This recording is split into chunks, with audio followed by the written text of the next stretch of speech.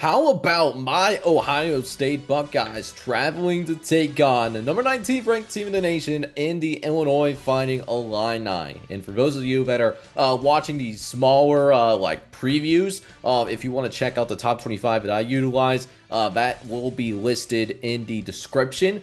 But in the meantime, how about this Ohio State team? We probably haven't watched them a ton since the Texas game, right? I mean, I don't blame you. You know, they played Grambling, they played Ohio, they played Minnesota. They really haven't played in any marquee games since that Texas matchup all the way back in late August, early September. But they've been dominating, man, and there's a reason why they're the number one team in the nation, particularly what we saw from them last time out. This Ohio State team is coming in. They were dominant last weekend against Minnesota. A good team, by the way, a quality team, and Ohio State just chewed them up and spit them out in short order.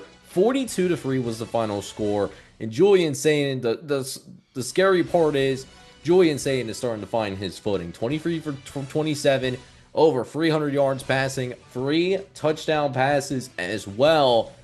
And we're also seeing these other receivers outside of Jeremiah Smith continue to get fed. I mean, you want to double team Jeremiah Smith? That's completely fine. I got Cornell Tate on the other side. He's been getting some buzz to potentially be a first round pick, right? Like Cornell Tate, he had 100 yards, over 100 yards receiving, 180 yards receiving, had a score, 9 reception as well.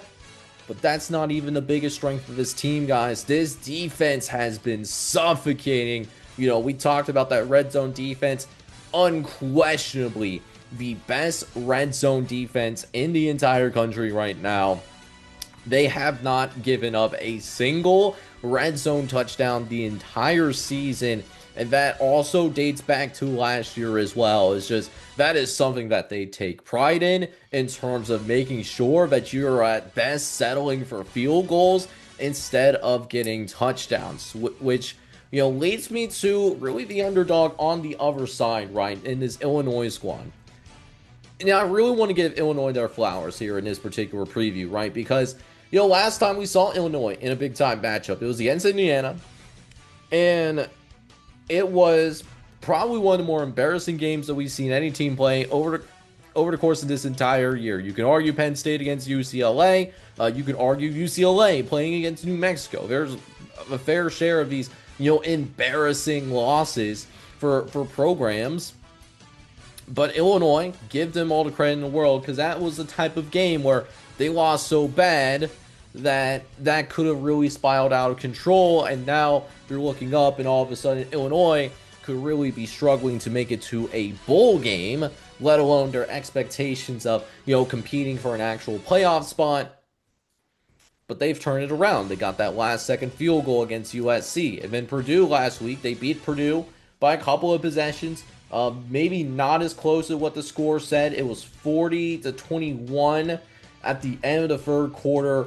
Purdue did chip away at it a little bit, but what I'm saying is the outcome was in hand essentially well before the triple zeros hit on the scoreboard. Shout out to Luke Altmaier as well, you know, looking pretty good in the last matchup. Almost 400 yards passing, had a passing touchdown as well. Is the clear leader of this offense. Can he scale up, though? I think we saw this issue kind of come up against Indiana. He struggled against Indiana, was able to bring himself back on track a little bit for the USC game, where, like, in that USC victory, he did go 20 for 26, 328, 2 touchdowns. He's got to be able to find a way to scale upward and be able to have a big-time performance. So I'm talking about a type of game where QBR, for those that care about QBR, you need Luke Altmaier to be in the 90s. He's going to have to play in a really good game, I think, for Illinois to have a chance to pull this upset at home against the number one team in the nation. Now, he's not necessarily going to be alone. They have a weapon in special teams, and, you know, special teams maybe not changing the outcome of games too terribly much. It's not as important as having a good offense or a good defense, but special teams is still incredibly important, and it can, like, definitely help sway games one way or the other. They do have a really good kicker in David Olano, who has in back-to-back weeks now, in the USC game and in the Purdue game as well. He has received Big Ten Special Teams Player of the Week honors, and that's someone that's going to need to step up once again as well. And for the defense to step in and make some really good plays, right? Because we thought this defense was, a good defensive outfit. But even in their last couple of wins, they've been inconsistent. And obviously, the Indiana game, what they lost, they haven't looked good. So the defense, they really need to rise to the occasion on this one. I know there's a ton of weapons on that offensive side of the ball. So Ohio State, there's always, you got to take something away. At least make Ohio State work for it. You're not going to be able to smother them. That's just not going to happen. But can you at least, when it matters, get those stops on third down, get those stops in the red zone, and be able to at least force them to settle for field goals instead of them constantly getting touchdowns? That's how you're going to be able to pull this out. So I do expect that Ohio State is going to try to pull away early, lean on that running game and that continual improvement in confidence building in Julian Sayin, so that you have that pass balance. Winning third downs is going to be really important, especially if you're Illinois.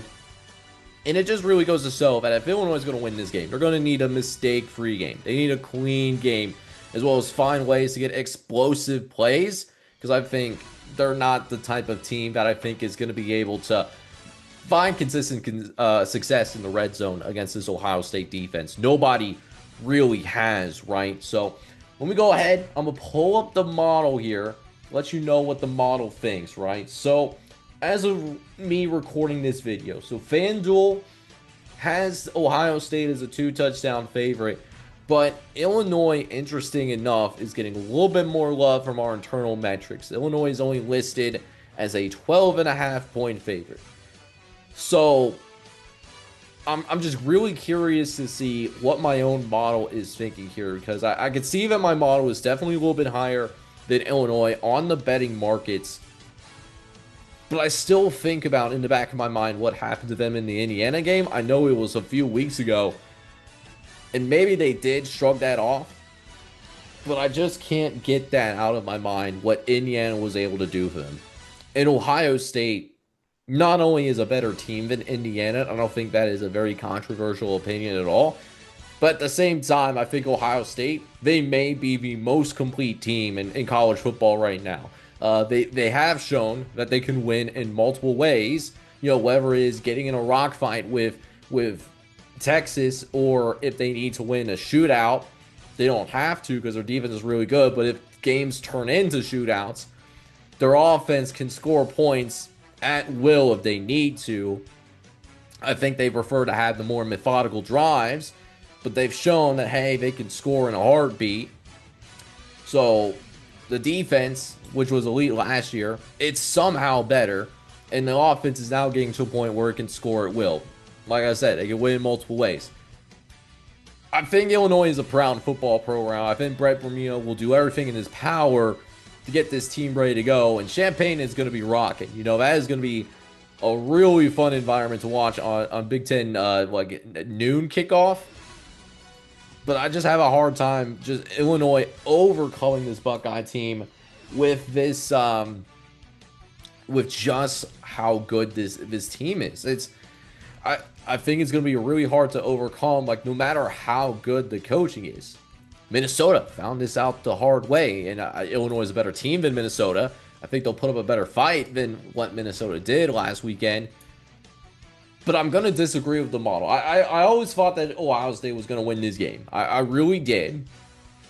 But just the fact, I'm surprised that my own model has them covering. I really am shocked. But I think not only does Ohio State win this game, I do think that we are going to see the Ohio State cover. I think 35-17 is going to be the final score. Illinois is going to have their moments. They're going to be able to find their way into the end zone. Shoot, Ohio did find a way to score a touchdown. So I'd imagine Luke Altmaier and the talent that they do have, they're going to find a way to find themselves into the end zone. I don't doubt that. I just don't think that Illinois is going to be able to score nearly enough, or the defense going to be consistently good enough to rise to the challenge and pulling off this win against the number one team in the nation. So I'm going with Ohio State winning comfortably, probably 35-17. will be that final score.